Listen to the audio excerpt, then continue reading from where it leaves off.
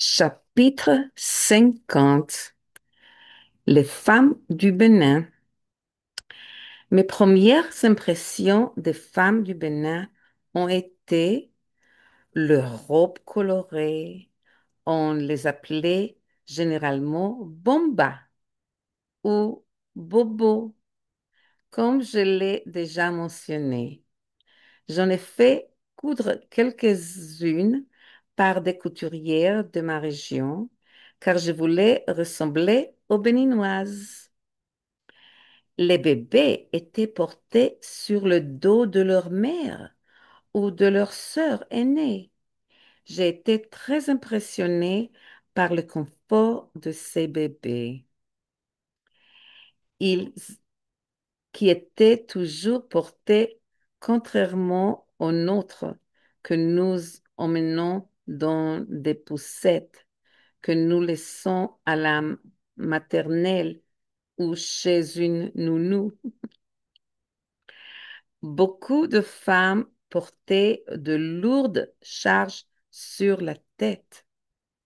Parfois, il s'agissait d'un plateau en paille tressée contenant des marchandises qu'elle allait vendre au marché ou tout autre objet qu'elle transportait. J'ai essayé aussi de porter une charge légère sur la tête. Ce n'était pas facile. Surtout mon ordinateur, qui était assez lourd pour que je le porte à la main tous les jours entre la maison et l'institut, et vice-versa. J'ai donc pensé que je pourrais peut-être le porter sur ma tête plus facilement, mais je n'ai pas réussi.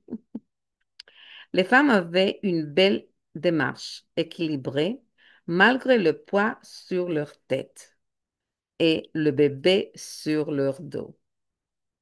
Elles étaient généralement satisfaites de leur apparence.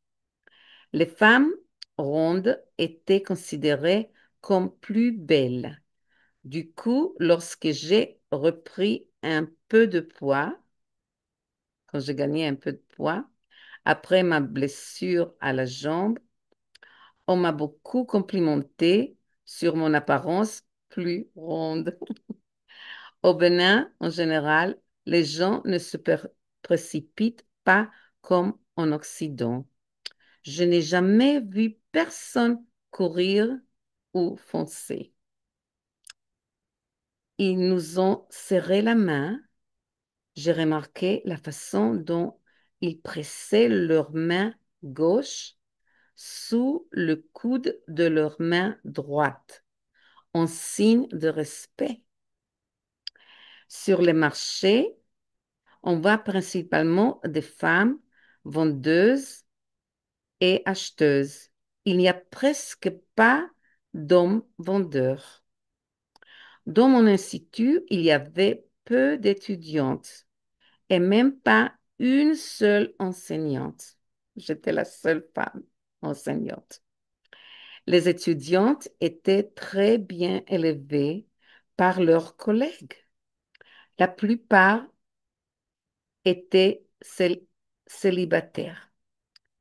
Mes étudiantes étaient Nike et Marlène, qui préparaient un DESS, un diplôme entre le master et le doctorat. Laure et Huguette, qui préparaient un doctorat. Avec Laure, je suis allée au Burkina Faso où vivaient ses parents. Pélagie a étudié l'ingénierie informatique. Nelly, informaticien, a étudié l'informatique. J'ai rencontré Nelly à Paris quelques années plus tard, car ses parents y étaient installés. J'avais beaucoup plus d'étudiants masculins. Une autre étudiante que je connaissais s'appelait Atinouké. Atinouké était professeur de mathématiques Et elle était originaire du Nigeria. Et je l'ai rencontrée lors d'une conférence que j'ai organisée à Porto Novo. Les épouses de mes collègues n'étaient pas des partenaires égales à leur mari. Certaines étaient issues de familles polygames. Beaucoup étaient elles-mêmes des femmes d'affaires. Généralement, mais ouvre- ouvertement, elles n'étaient pas universitaires. Leurs filles les aidaient dans leur travail et étaient même des enfants ouvrières, mais discrètes.